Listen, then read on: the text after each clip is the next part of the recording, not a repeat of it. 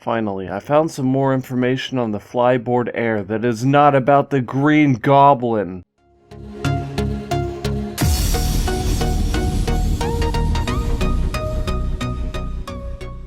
It's always been my worst fear that when you try to look up information online, most of the articles is finally we have Green Goblin hoverboards now.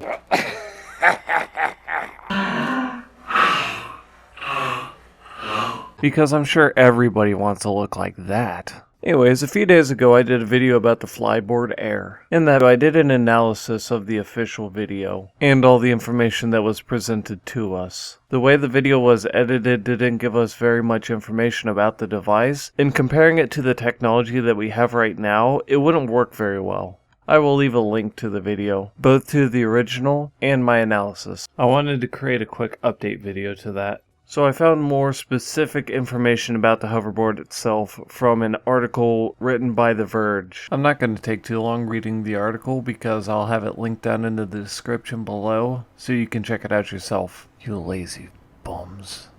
So let's go ahead and crack open this book. So here is the article. So some of the points of the article before they actually get into the details of the hoverboard is just like the history of it, how a whole bunch of people were fascinated. A lot of people thought it was a massive hoax. These people and myself were skeptical about it. Over the week, more videos of the flight surfaced, and it appeared to be the real deal. This morning, though, Frank Zapata, I hope I pronounce his name correctly, himself called me up to talk a little bit more about the Flyboard Air and how it works, and what he wants to do with it.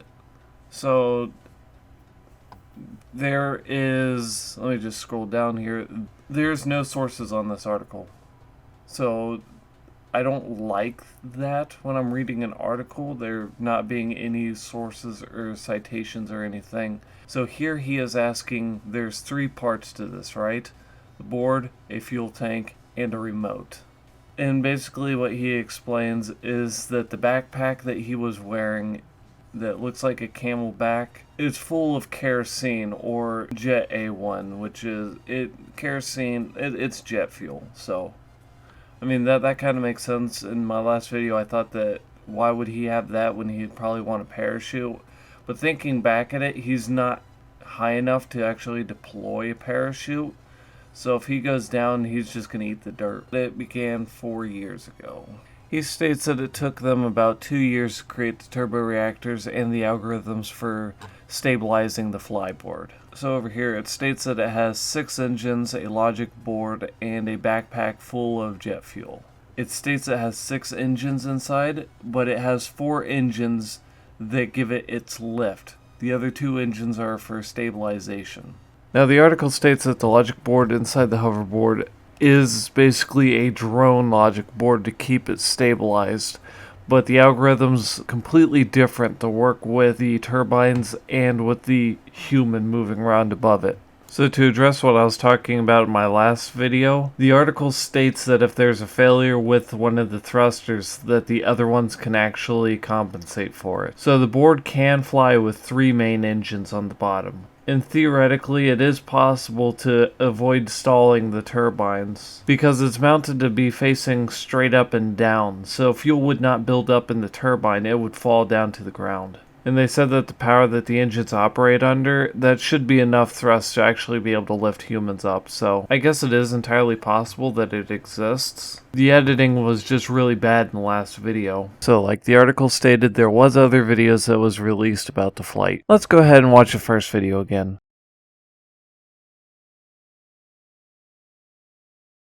I have several questions and I would like answers. Number 1, what is this?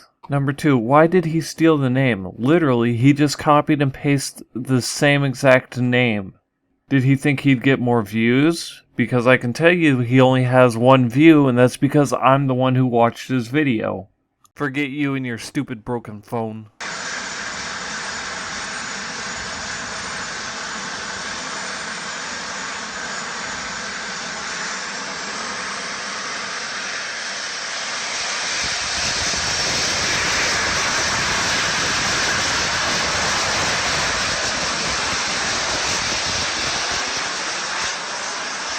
Anyways, also notice you did not see him take off. Okay, so in this video they do actually show him take off. And it makes sense why they cut it out of the video, because he needs help getting in the air. And the turbines actually do need some time to spool up, making this video way more believable than the other one. So this video and that article makes it a lot more authentic than what was previously shown. But unlike something else like Jetpack Aviation, they don't have too much information on their device. So when people like me see this, and we don't see any information on its creation, we go with math and technology that already exists. So when they say that they've created brand new turbo reactors, and I know that you can only build them so many different ways, I want to see evidence of how the turbo reactors were made. I'm not stating that they don't exist, I'm just saying that there's no evidence that they do exist yet. But I'm fascinated and very interested in the future of this. I haven't seen any patents on it, or documentation, or sources and citations that actually lead back to design notes or anything about this hoverboard.